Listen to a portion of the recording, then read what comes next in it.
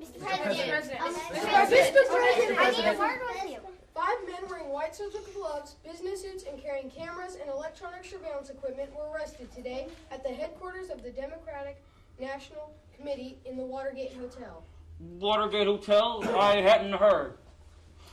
How do you respond to the charges that these men were working for someone in your administration? I have no knowledge of what's happened, only what I've read in the papers.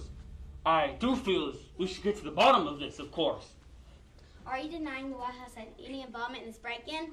I will not respond to the charges. There is a real business that must be attended to.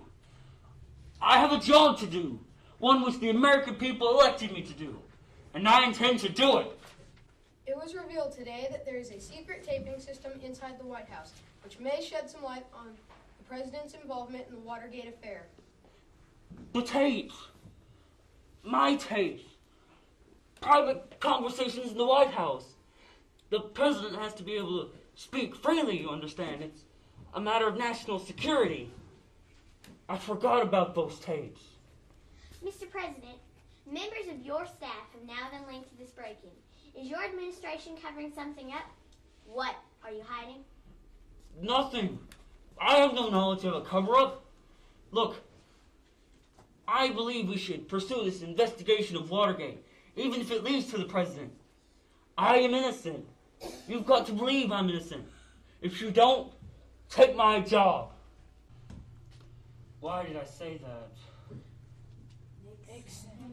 Nixon.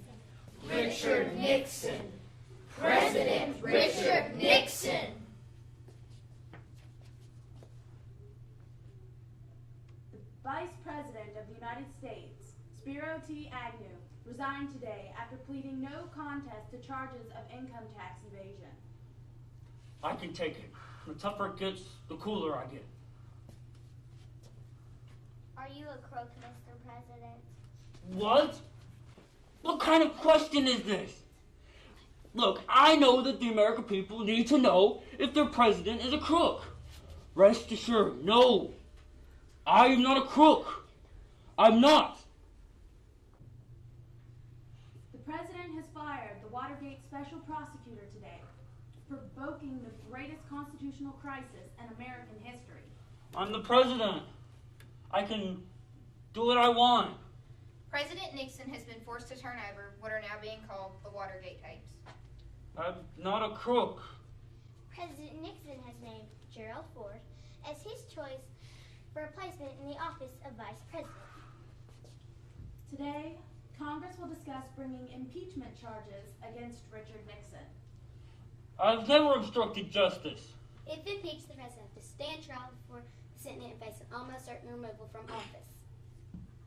Will he fight or will he resign? These are the questions on every American's minds tonight as we await the next move from President Richard Nixon.